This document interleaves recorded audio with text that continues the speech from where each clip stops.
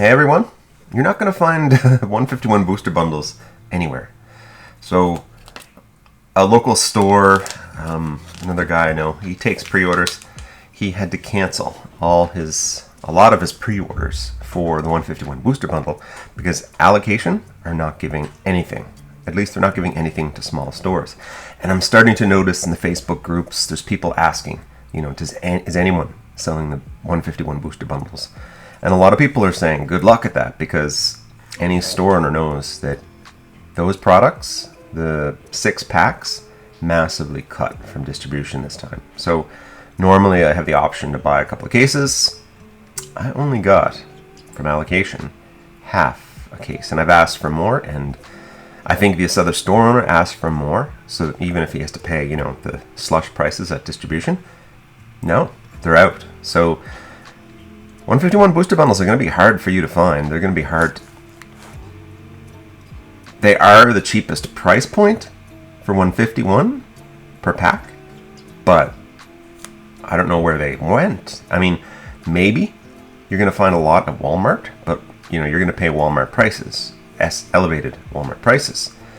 But yeah, that's the news, I guess. 151. It's going to be hard to get booster bundles. Today is release week of 151. We should see, hopefully, stock arriving at most stores Wednesday or Thursday for the Friday release. I usually like to get my stuff in by Wednesday so I can get everything packed and shipped on Thursday with, a slight chance of people getting their stuff by Friday or Saturday. I don't think it's going to happen this time. I distributed and shipped till yesterday, I guess last night, so it's probably going to be Thursday or Friday by the time I get my stock in, which means anybody who pre-ordered, for shipping, it's going to take a while to get their stuff. That's the one thing I don't like about release dates is that, there's a lot of stores, you can see lots of YouTuber stores, and they're already opening their 151. I think distribution down in the States must send it earlier. Distribution here in Canada is very much down to the wire. I hope I even get it by release date, which means, will I get it by Friday? We'll see. Interesting, I was speaking with a collector yesterday. They were curious, they've collected for years and years and they've never graded a card, which, that's a lot of people. And you don't have to grade cards. To me, we grade cards for 2 reasons. One, the card is special, like it doesn't fit in our set. It has unique meaning. Or we want to flip it. We want to sell it for an increased price because it is such a perfect card and there's a market for it. You're going to see a PSA return from us soon, hopefully, where we did a huge 40 card submission, and that's huge for us. We'll just see what happens. Hopefully we get good grades. We like doing those videos, opening up and doing the grade reveals.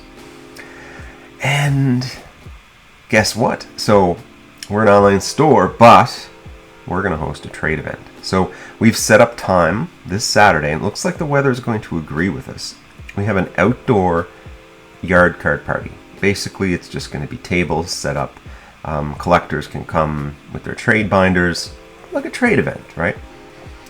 And I have no idea how it's going to go. I'm kind of nervous. It could be great, could be catastrophe, could be too many people, could be not enough people. We'll see. I've been sending out, I think, marketing emails.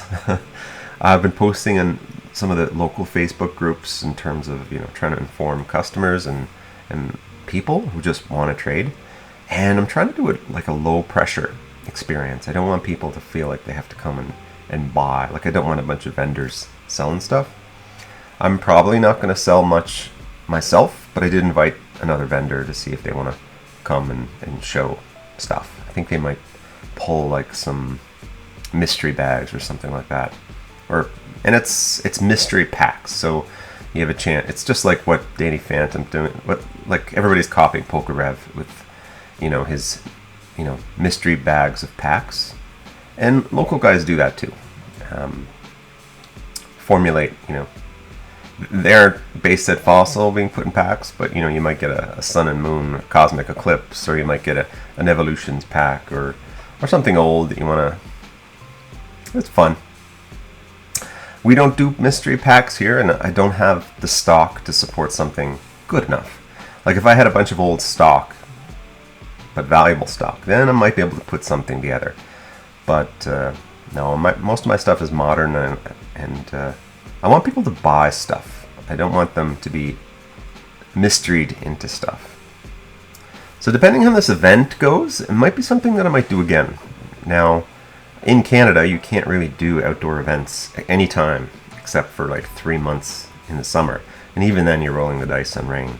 So we'll see how it goes. Hopefully it's something that people like. And if people really like it, I'll figure out something else. I'm trying to like stitch up the web of collectors and players a bit. Right now there's like one or two game card like LGSs in the area, and there's none out here. There's none out where I live.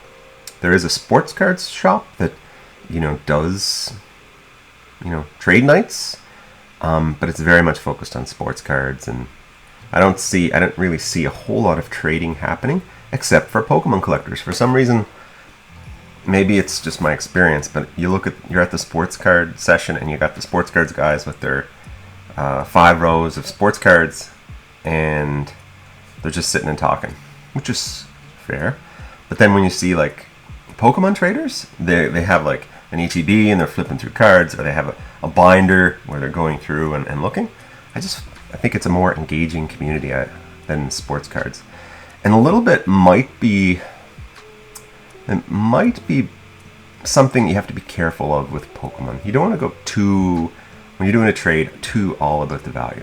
You want to have 2 things with a trade. One is, decent, equal value, but the other one is to fulfill something, right? You see a lot of traders, at least in the Comic-Con or on the YouTube, where they're just sort of doing that weird trade-up challenge, where it's all about getting up, the 5% each trade so that you can get something big. And trade-up challenges work like that, right? Like it's just like it's exponential value. If you get 5% on every trade, eventually you'll have $1 billion, basically. So, within reason. So that's the trade-up challenges, where it's all about getting that extra 5% to getting that lead. But when you're trading like with people, with trading for something you want, I think that's the critical part. So you want a balance between values, but you have to be okay. You have to get what you want.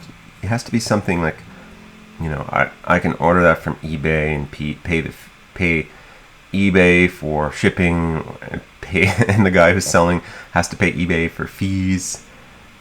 But when you're trading, right, you can sort of not take a loss, but allow some leniency so that you don't always have to be up that 5%.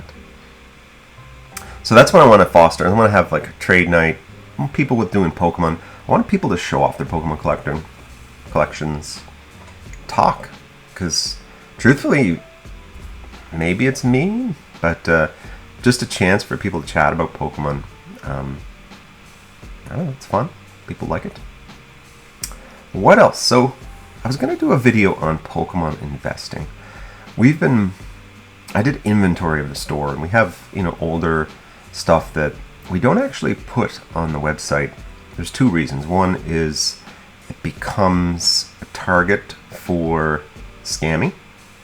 So when you have like high value booster boxes, let's say you have a $500 booster box or an $800 booster box, like something like, let's say, Cosmic Eclipse, or we used to have a lot of Team Up, or Burning Shadows, right?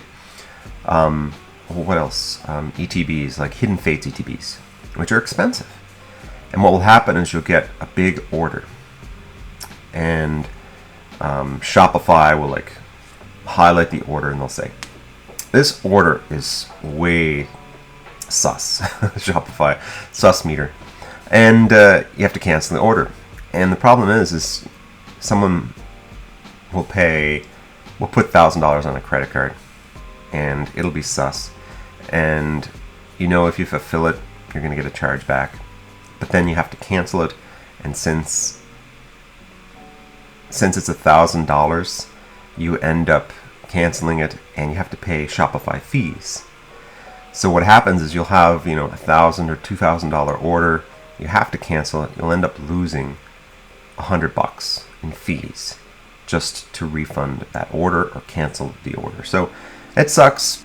Oh, Pokemon investing. So I'm going to do a video about Pokemon investing, holding on basically booster boxes. There's other cool things. The difference between, you know, is something investable or not. I don't like the term investing.